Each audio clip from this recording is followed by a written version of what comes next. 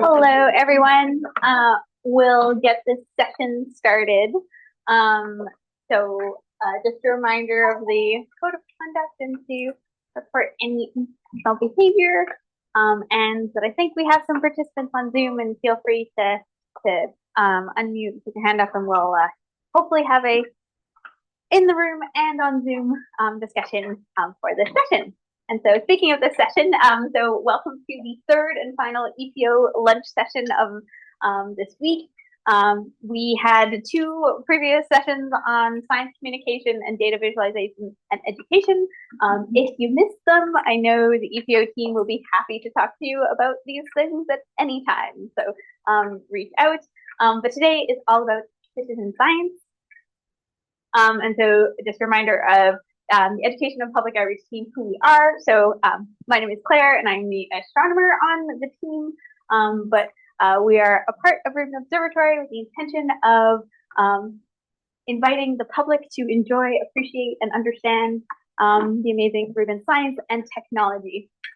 And today we're going to be talking about citizen science as a way to do that. So in this session, this is the brief introduction, which will be followed by a chat or a talk from Cliff on Zoom from the Zooniverse.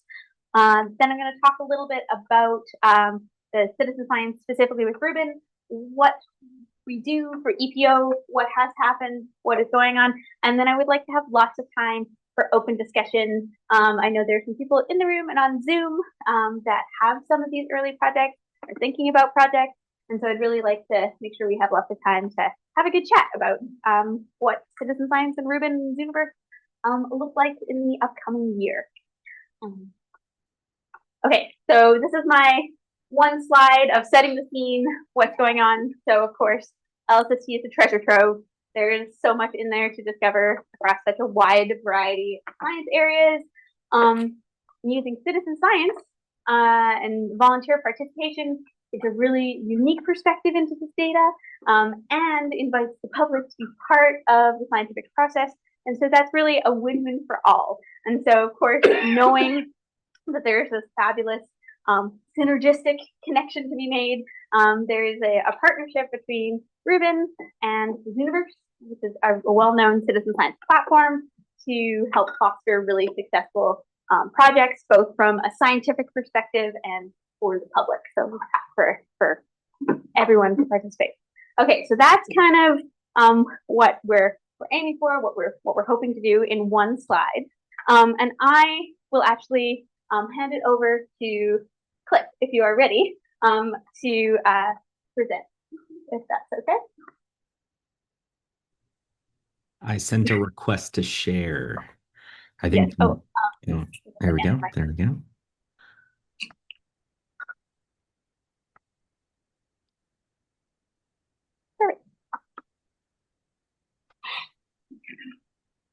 Okay. Hello, I'm Cliff Johnson. Great to be here virtually. Yeah, thank you. All good? All good? Thanks. Okay, great. Yeah, so glad to be here today. So I am a Zooniverse director and science lead based out of the Adler Planetarium. I am also an astronomer myself, based out of Northwestern University.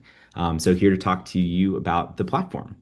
I'm sure many of you in this room already know what the Zooniverse is, but just to make sure that we're all on the same page. So we are a free online platform for people-powered research. We typically host about 70 active projects at one time, 500 launched to date since 2009. A huge community of volunteers, so over 3 million volunteers. And to date, they have submitted, we just passed our 1 billion classification milestone just last month. But we are, collecting about 320,000 classifications a day. So we're very proud of that. So from those projects, we've seen over 500 publications emerge. And while astronomy is definitely like a core component to the platform, we do also have many projects in ecology working on camera trap images, but also in biomedical and across the humanities and many other topics. So a typical project looks something like this. So using Galaxy Zoo as our kind of like first project on the platform, which is still active today, where we have a piece of data that we would like the general public, a volunteer, to be able to tell us something about. And so we can, so the classic Galaxy Zoo is a question tree of multiple different multiple choice questions. And to kind of give a sense of the scale of some of these projects, so Galaxy Zoo decals was about 300,000 images, and that through that project, they collected 7.5 million classifications. That is a little bit on the bigger side. Galaxy Zoo is a well-established project with hundreds of thousands of volunteers to date. But a more typical project, it can be range from anywhere of data sets of 10,000 to 100,000 subjects, where they're going to need, 100,000 to a million classifications. And that is going to enlist help from somewhere between 1,000 and 10,000 volunteers. But a core piece of this Universe platform is that we have built useful tools to basically be able to collect classification and annotation data from volunteers over the internet. And that platform is completely free to you as a researcher. You just need to come and bring your data and put these tools to good use. So we do, support many different kinds of data formats and tasks and tools. I do want to highlight, especially for kind of the Rubin community, probably the most important would be our image viewer tools. And so there, it can be either a single image or a series of images that we can kind of loop together into a flip book.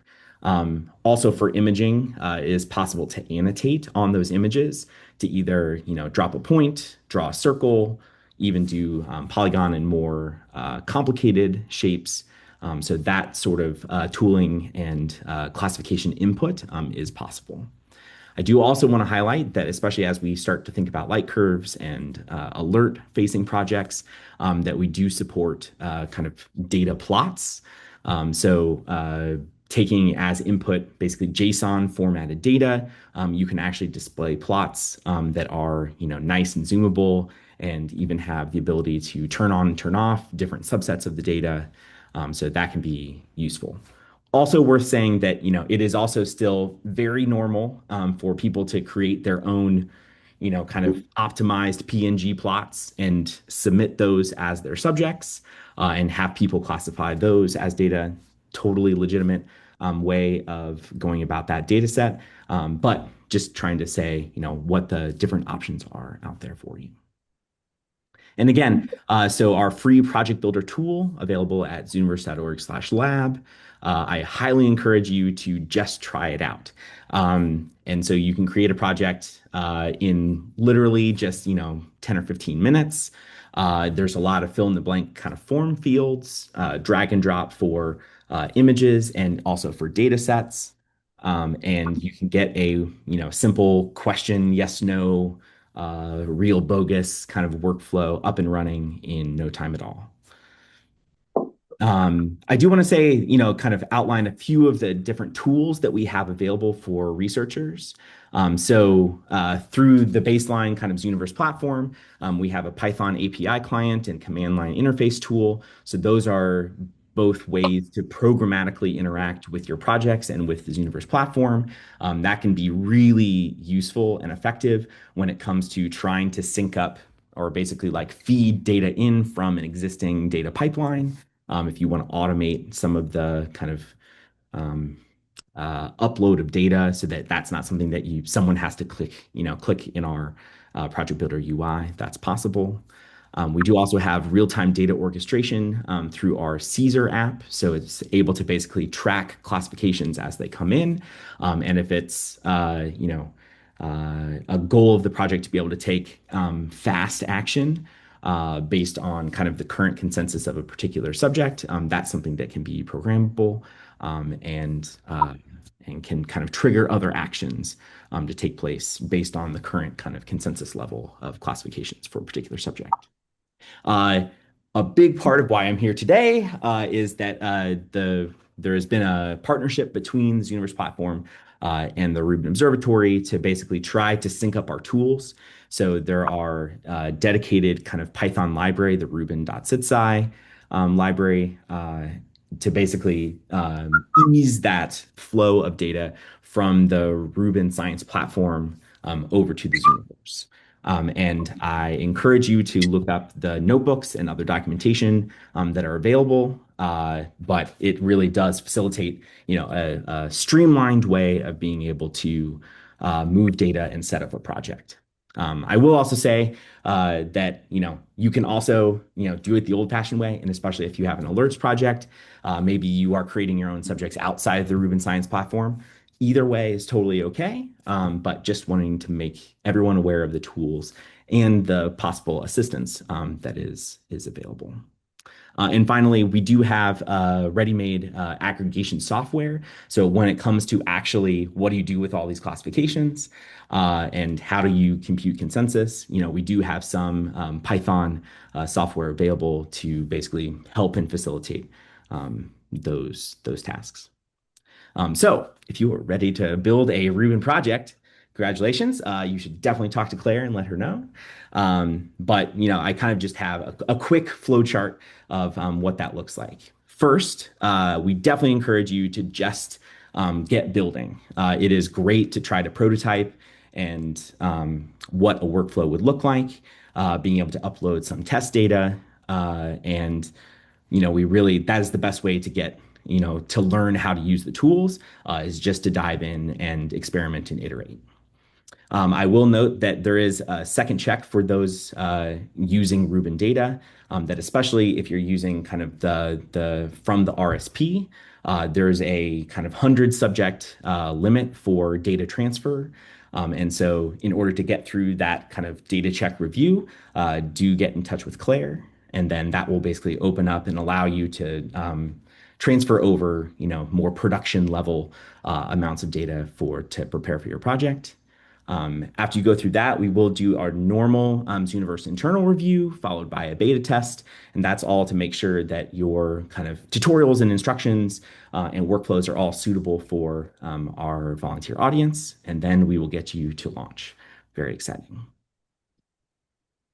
A quick case study. I did want to highlight a recent project that launched for the first time this year, the Rubin Alert Explorers project. So this is led by Tobias Garone at University of Toronto.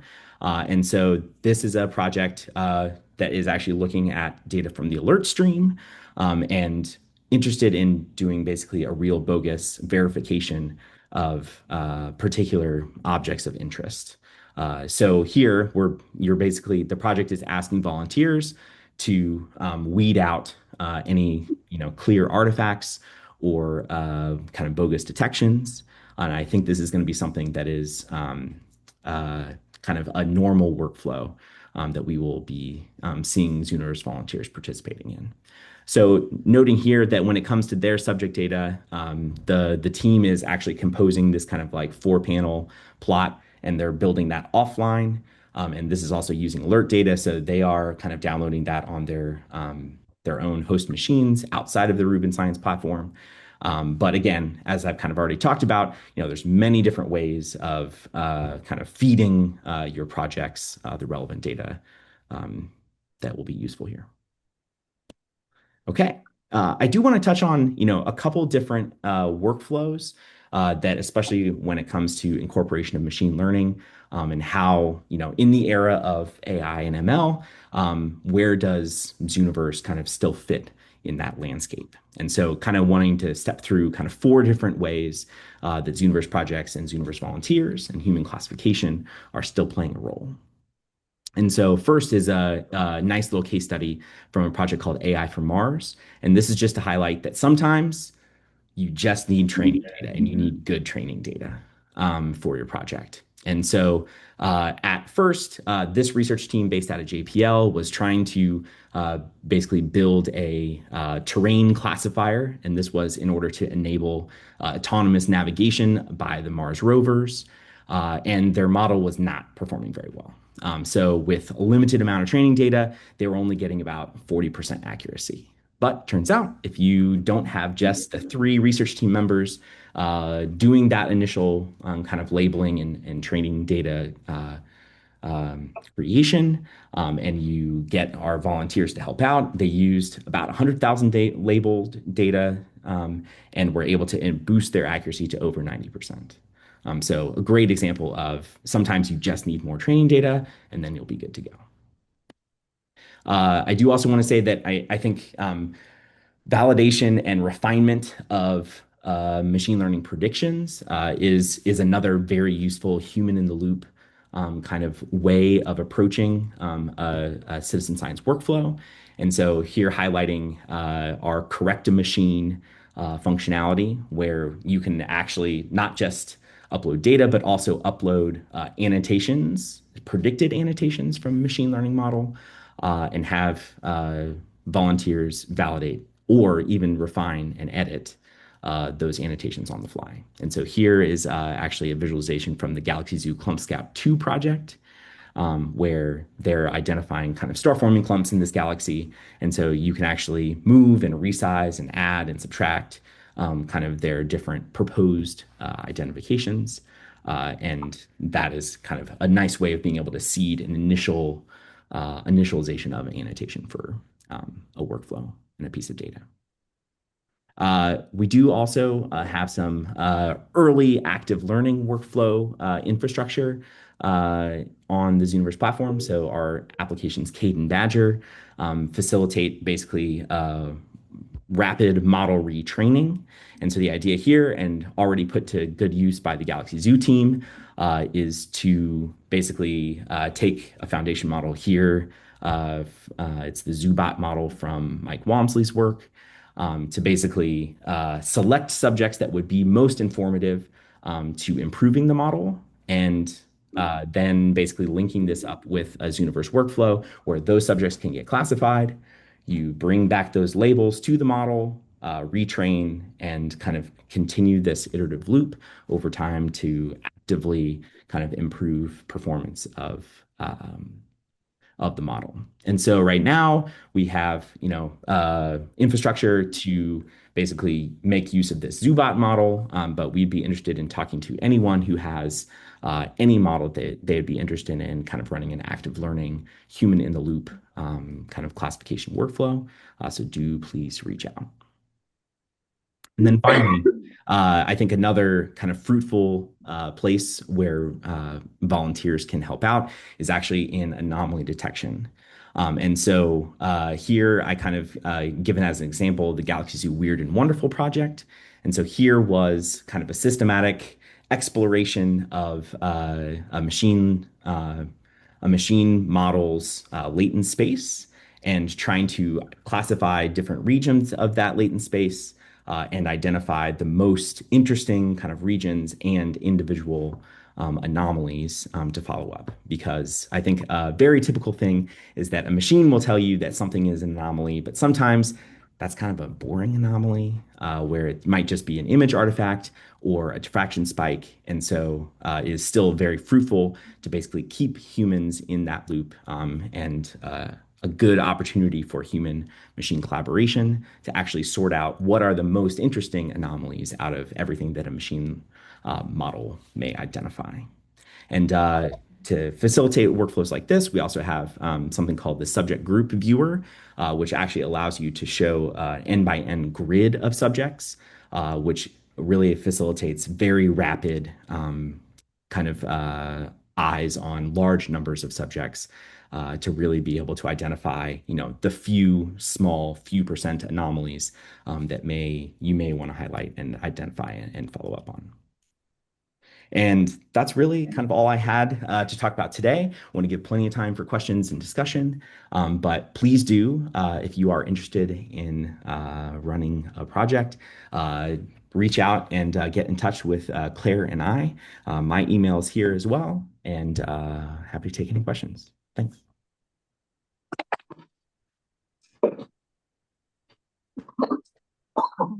Okay, maybe we can take like one question if there's a burning one. Is it possible to switch the slides back? And then we'll have lots of time for discussion. in general, after I give you a little rundown of SITSI with Ruben. Does anyone have a burning question right now?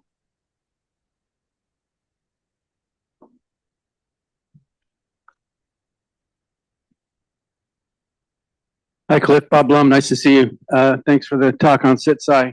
Sure. I'm wondering, you mentioned at one point aggregation tools available on the Zooniverse side. Are we going to figure out a way to get those back into the science platform or maybe that's already in there? Yeah, so we have a notebook that we have developed that has some kind of demonstration of doing it a simple way and using some of the Zooniverse tools, but I think it's something that we'll like build on a little bit more as we kind of see what people need. But yeah, I think both sending data to the Zooniverse and then getting it back to the RSP. Yeah. So sorry, do you want to add anything? Yeah, no, yeah, that's all correct. So the aggregation software is an importable kind of Python library, and so that can be, definitely run within the RSP. We also have examples in some of those notebooks about how to programmatically kind of bring back the classification exports, these classification CSV files, so that you can kind of, it is absolutely possible to do all of the work kind of within the RSP. There's no need to be able to, there's nothing that requires you to work out of the RSP. All those tools can be used on the platform. Great. Awesome. Okay, thank you so much, Cliff. I will give a little rundown from like the Ruben specific point of view, and then yeah, hopefully we'll have a little bit more discussion. So this is kind of establishing where we've already are. We've got the collaboration happening, and we also excitingly have projects happening. This little link that's in the red box here is the Ruben organization page that's on Zooniverse. So if you go to zooniverse.org/Ruben, you'll always see the projects that are active or paused or have happened there all together. I'm gonna just skip ahead. So kind of as Cliff mentioned, like my role here is to do two things. One is to support science teams to do projects that are successful and connect them with a lot of these tools that Zooniverse have, and also connect those tools to the RSP. And so the package that we have, the notebooks, tutorials we have, essentially show how to send data from the RSP to Zooniverse and retrieve it without having to do downloading and uploading of the data. That's not a preferred method of work there. And so we also provide the storage for that data between the two. Also allow some coordination between projects coming out of Ruben. This will allow us to have volunteers that are engaged and make sure that there's a good collection of Ruben projects to get people really excited. And if you think about the types of projects that you might have, those might have different cadences. You can think of projects that come from a data release versus one from the alert stream. Some might have kind of one big launch that happens around a data release, while other ones may have more incremental data throughout the year. And by kind of having these projects connected as a family, we can make sure that volunteers always have something and that we're never letting people get bored and wander away. But of course, all the support coming to myself and from Zooniverse is really tailored to the needs of the project team. You can have as much or as little help as you like. The documentation describing some of the Ruben specific tools is at citizen-science.lc.io. So this is kind of the one thing I want to make crystal clear is that EPO does not run projects. We're here to make projects run easier and more successful and to help you connect to these tools. And so these projects that I'll mention are not EPO projects. They are Ruben Science Community projects. They have PIs from the community. And so I have this little plea in this box here about if you're thinking about a project, please talk to me and let me know, and we can provide whatever support that you might like or might be interested in. And so this year, of course, has been exciting. We've had 4 projects launched. We've been difference detectives, comet catchers, alert explorers, and Ruben Galaxy Zoo. And some people from the science team of these projects are on Zoom and in the room. So it's great to have that happening in here. And it's been an exciting year for citizen science with Ruben. And I think it's interesting to point out a little bit of diversity here. We have a lot of alert-based things. We also have things coming out of BP1 and imaging. So there's a little variety, and I only expect this variety to grow as things go on. So the other half of what we want to do is connect the volunteers to EPO resources, so we make really engaged volunteers, and that we make participation in these projects meaningful and impactful, and kind of facilitate those connections as they fit to like the broader EPO goals of sharing Rubin with a large community. And so one thing that we have done this past year is we did a little survey of volunteers that had participated in those projects, which gives us a few little glimmers of insights of why people are doing what people like. It's a small survey, a good number of participants, but it's, I'm viewing this as very much the tip of the iceberg, and also a very interesting place for us to start and to compare back to a year from now, 5 years from now, or 10 years from now, when we're getting towards the end of LSST. And I wanted to share just a couple kind of snapshots of some of the feedback we got here. So one of the goals we have is for volunteers to gain awareness of Rubin and LSST through participating in these projects. And so this little graph here is showing the percentage of people who, on the top line, knew about Zooniverse and learned about Rubin through it. Second one is knew about Rubin and learned about Zooniverse through it, or knew about them independently. And of course, there's a lot of biases in that sample, but that's half of people participated, learned about Rubin through these projects, and so really the potential to broaden understanding shown there. This one is, I think, the thing I'm most excited about. So this shows understanding of Rubin before and after participation. So before is gray, after is teal, and on the top is no knowledge, and the bottom is very knowledgeable. And you can see there's just a nice shift of people feeling a lot more knowledgeable about Rubin after participating in these projects. And I think that the other factor is that also people are saying that they feel more knowledgeable. And so we're not only gaining knowledge, but the confidence to say, yeah, I know about this, which is a kind of a cool shift to see. So I'm curious to see how that evolves. Another goal is to get volunteers excited, engaged, feel part of the scientific process. I had to go to a word cloud to kind of summarize this in one snapshot here, but what do people find most fulfilling? I love that science, help, and contribute are like the big things here, and that really is showing like that's what people are here for, and that's very cool to see.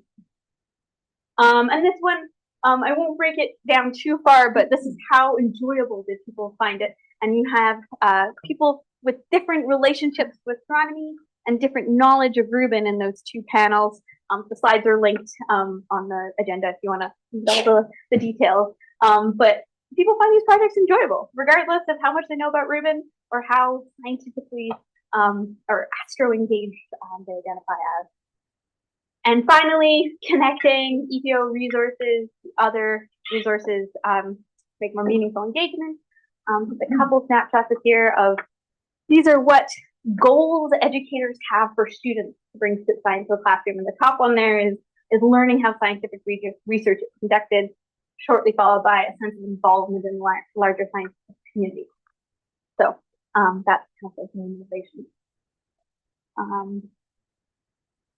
Yeah, and then this last one here that I'll include is why do you participate? And so you have strongly disagree to strongly agree.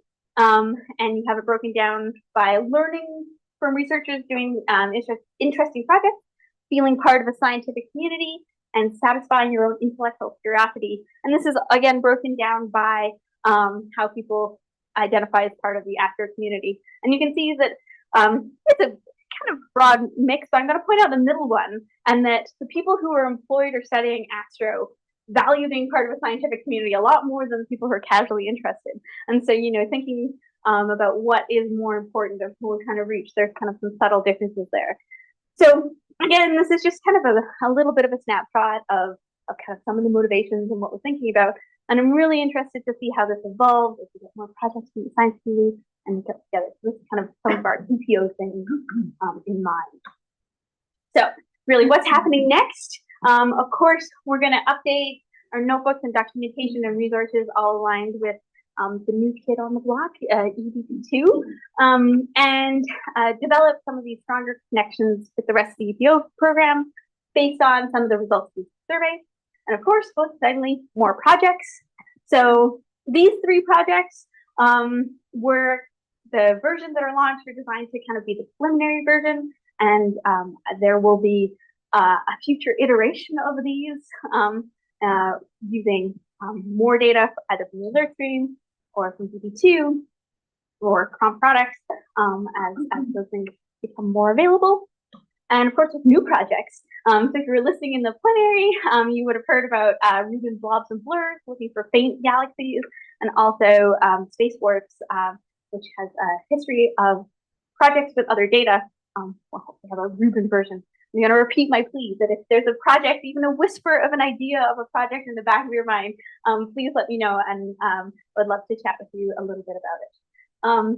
Okay, so I'm going to stop there, and I hopefully we'll have lots of time for any discussions or questions or comments for myself, Cliff, and Ethan.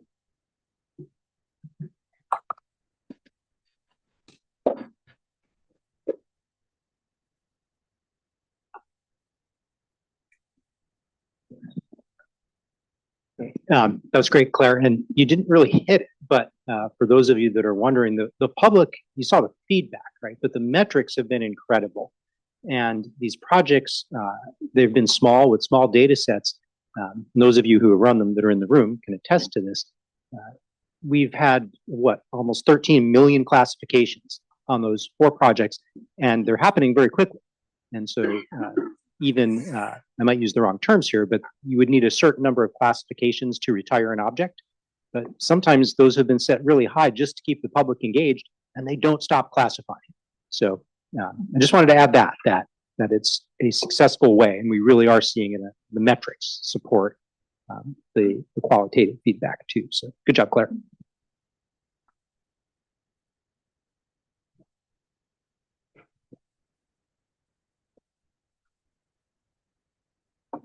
We decide we actually need the microphone in here. Oh, good. Cliff can't hear you. Claire, do you want some help running that? I can move it around. Can you, Claire, can you remind me 2 completely different things? How many folks were in that feedback survey? And then which data products are available from early DP2 to be used in new projects? How many people are in the survey? Yeah. I think it was I think almost 350 responses. So it's huge number, and it was volunteers who had participated in our project, so there's definitely some bias.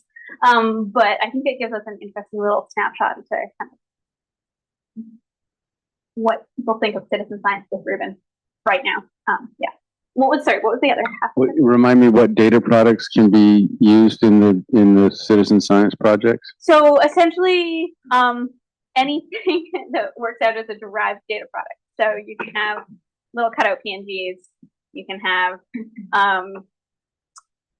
little cutout PNGs. Anything from the alert stream, obviously, is fair game. And then if you wanted to use some catalog data from some of the catalog data, you would have to be a little bit careful about not having it reported. You kind of have to anonymize it and normalize it. So like if you had a light curve, you can't have like the date, because then it's obviously, but you could derive it by having it start at day 0 and then kind of that. Okay, we should keep up a conversation about making maximal use of the data. If we think we're running into data rights issues, we should just ask the question if that's really true or not. And I imagine one can use lots of plots and graphics derived from different samples of the data, since those are all derived data products. So. Yeah. So and again, I guess this is also one of the things where my plea of please talk to me comes through, is like the fact that so far nobody has proposed a project which has been limited by data rights. And if that happens, I'll be knocking on your door, Bob. But yeah, so I think making sure that that the potential of projects is kind of not limited unnecessarily. So yeah.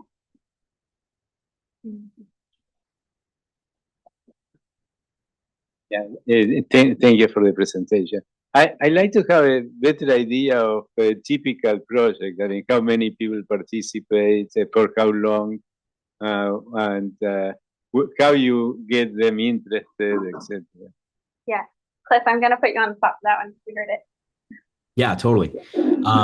Yeah, so kind of typical sizes, I said kind of in one of my earlier plots or one of my earlier slides was, anywhere from tens to hundreds of thousands of pieces of data, having, thousands to 10,000 volunteers, and, seeking somewhere from hundreds of thousands to a million total classifications.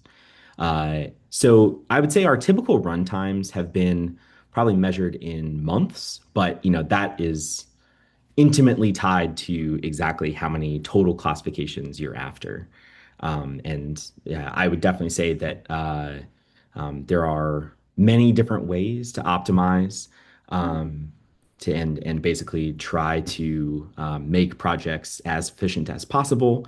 An example of that is, the default is just to have a flat number of classifications for every piece of data. So whether that be 15 classifications for each galaxy that you want to present to a volunteer. But if you're doing a rare object search and after 5 classifications that there's nothing of interest in a particular piece of data, we can write retirement rules and other ways of basically making projects as efficient as possible. I would say that a lot of projects don't bother, and kind of doing the easiest thing that works is a good guiding principle.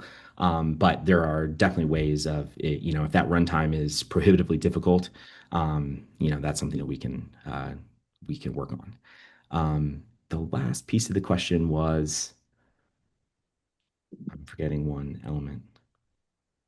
Yeah, also about the, I mean, the profile of the participants. Are they college students or high schoolers or? Yeah.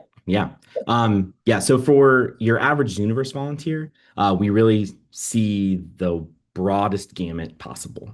We see retired folks who have more time on their hands, many who have previously done technical work. Retired engineers is definitely a cohort of people we see.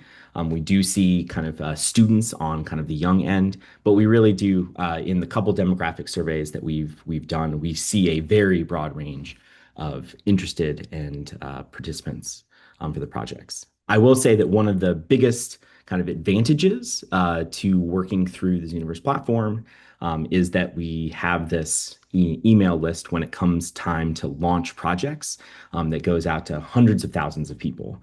And so, there is a built-in community, especially who are astronomy interested in particular, that recruitment of volunteers is not necessarily the biggest hurdle. And so that is a huge advantage of working through and going through this review process in order to be a promoted project on the platform.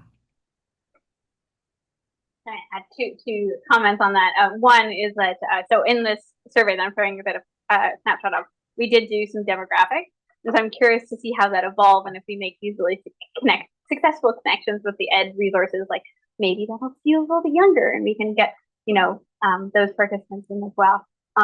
And yeah, so for the promoting, that's also one of the things of having all the Rubin projects together means that we can promote them and celebrate them and get this really empowered volunteer base that not only care about Zooniverse projects, but care about Rubin's Zooniverse projects. And so then we can do a lot on that.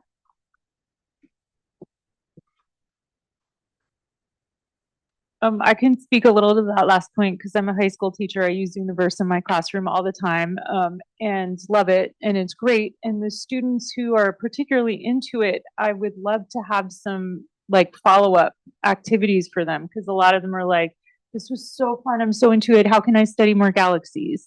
And I'm like, I don't know. And I have pointed them to some of the Rubin investigations, which are great. It would be amazing if for some of these projects there were just a link to like here's to the, the Coloring the Universe investigation, which has some galaxies. It's not just about galaxies, but, or the, something that has to do with shapes of galaxies, and just having that link at the end, like, do you want to do more, would be helpful to them and to me. Yeah, okay, that's exactly what we're thinking of, and Artis and Justine and Fernanda and I are making eye contact because we've been talking about making these things, and so one of the simple things we're doing now is just adding those links to the education resources of the project, but I think there's a lot more we could do, and yeah, it would be great to have a longer discussion with you about like what the dream would be.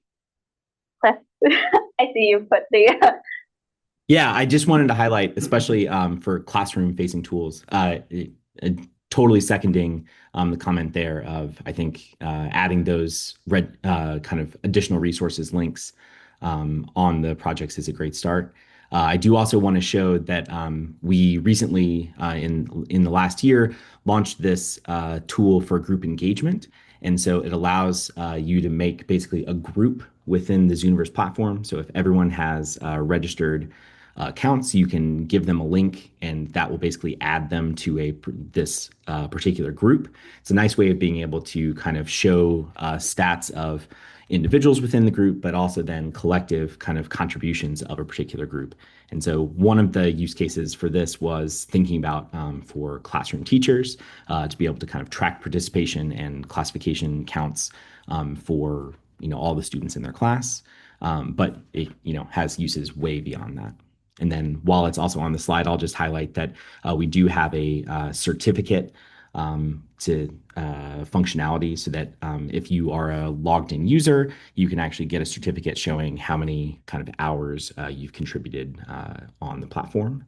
And this has been a long requested kind of service for students trying to fulfill service hour requirements. So that is something that's possible. Thanks.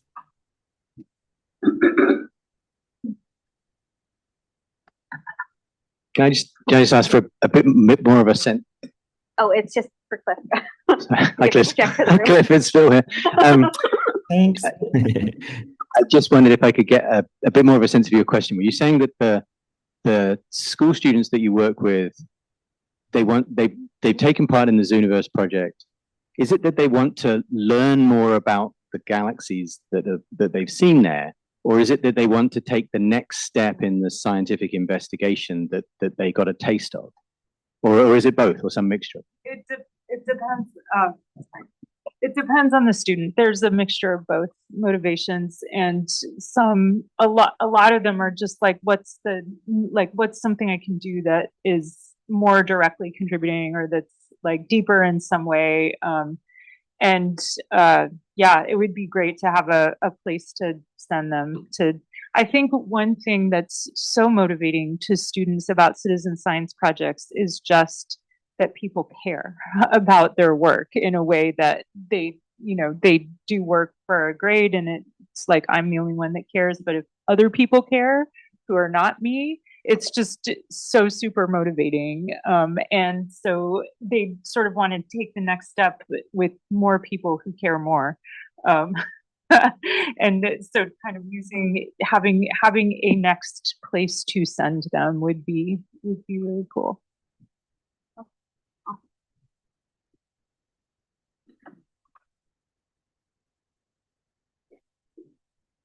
Thanks. So Claire, you've worked on a number of these Rubin projects. I just wanted to get a sense of what's the idea to release timeline? How many people does it take? Like to develop a project? Is that I mean, I think Tobias might give you a better answer sitting behind you. The Tobias has got alert explorers. Hey, yeah. So I've developed Rubin Alert Explorers. We do have a larger team of like, I think 6-7 people in total who are associated with the project, but basically I did like 99% of it myself. And it was a little bit of work initially, but then with a lot of help with Claire, Claire and Cliff, it actually was really easy and went relatively fast, I think. Yeah. And I think we could have done it faster if I had more time. So, yeah. Yeah, and I think that is also kind of coming back down to kind of tailoring support to kind of project teams. Like if you're somebody who's for something like Space Warps, you know, that project is very well established and probably doesn't need that much support from us, versus a project that, you know, is maybe a graduate student who hasn't done a project like this before, new Ruben, and like, you know, we can be involved as much or as little as is appropriate for. Since you mentioned it, What? since you mentioned it, I mean, there's a few of you lurking around. Oh, I see Aphrodite's got her hand up too. let Aphrodite Yeah. say this, because I think we're going to say the same. Okay, go ahead, Aphrodite. Well, I'm not sure we will say the same thing, but I just wanted to mention not directly on kind of preparation times, but more on the kind of classification times. Because obviously with a 10-year survey, it's pretty hard to keep people engaged for a long time. There's a lot of new science coming out of this data. So I'm sure Claire and the team are thinking a lot about phasing of these projects as well. Because once we're really rolling, there'll be a lot of, let's say, competing attention on citizen time. But one thing I just wanted to mention, particularly from Space Warp's experience, is that what's really important is to have a core team that are active and visible on blogs, particularly on talk, because what really motivates the students the students and the volunteers in general is that they're getting some feedback and some time with scientists. So that's I think the biggest challenge we've come across in Space Wars, which we've been running now. I feel like I've spent my whole life running it at this point, but it's always an issue and everyone's really busy. I totally appreciate that. But even if people can, you know, you have a team of 5 to 10 people who can commit 10 minutes a day to hang out on talk, it makes all the world of difference. And it's another engagement strategy for these long days. I don't know if that's what Phil was going to say, but he may have other things to say. No, that definitely resonates. I mean, it's a really hard thing to do, but we've tried to think of the Space Warps volunteers as a big collaboration that we work with, and it's really challenging. But it certainly has helped at various times to have that kind of mindset.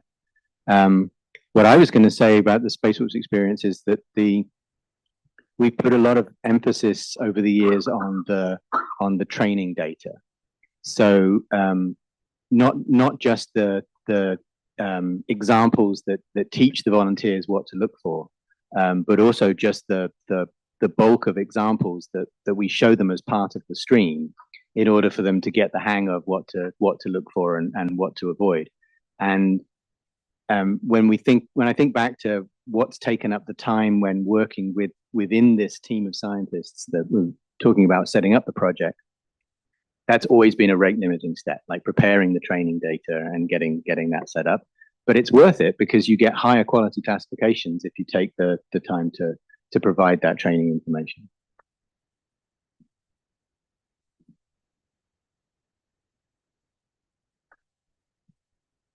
Are there any more thoughts? I was going to say, I feel like it's been a really great discussion and also 10 minutes till the next session. So if there's any other thoughts?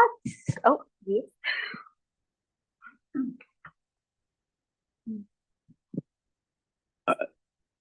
Well, I was thinking about yesterday's session and today's session, or maybe it was 2 days ago. So whenever we heard about sonification, has anyone thought of doing a project with sonification?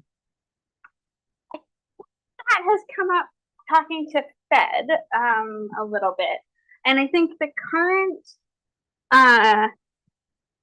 sonification is it's scientifically accurate, but it is not tailored to necessarily like answer a question. But if someone has a good idea, there is no reason why not. And I think, Cliff, you might be able to correct me. I think there is a pretty I know there's other non-Astro projects that are sonified, and that the participation rates can be quite different. Is that correct? Yeah, it is definitely a little bit of a mixed bag. It is a different classifying experience to classify on audio data.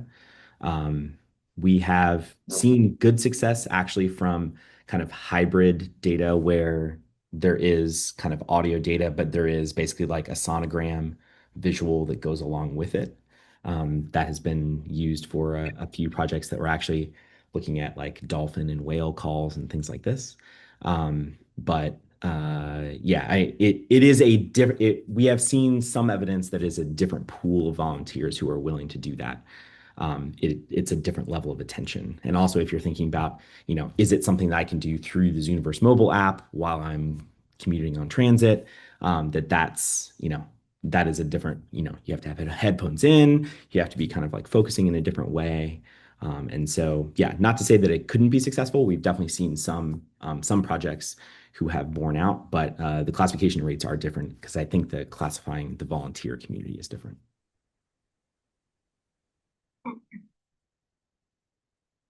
Awesome. Okay, well, I think that might be a nice place to leave it. I just want to finish on the final note of, yes, there's been some fun projects that started, and there's a few more that's coming, and of course, the amazing platform of the Zooniverse. But I really feel like we are just at the very beginning of kind of what Sits by with Ruben will become as we get these kind of increasingly large data sets and then increasingly vibrant alert stream and all of that. So yeah, I think there's a lot of exciting times to come, and I would really am happy to talk to anyone at any time if you have any ideas about this. So thank you very much all for coming today.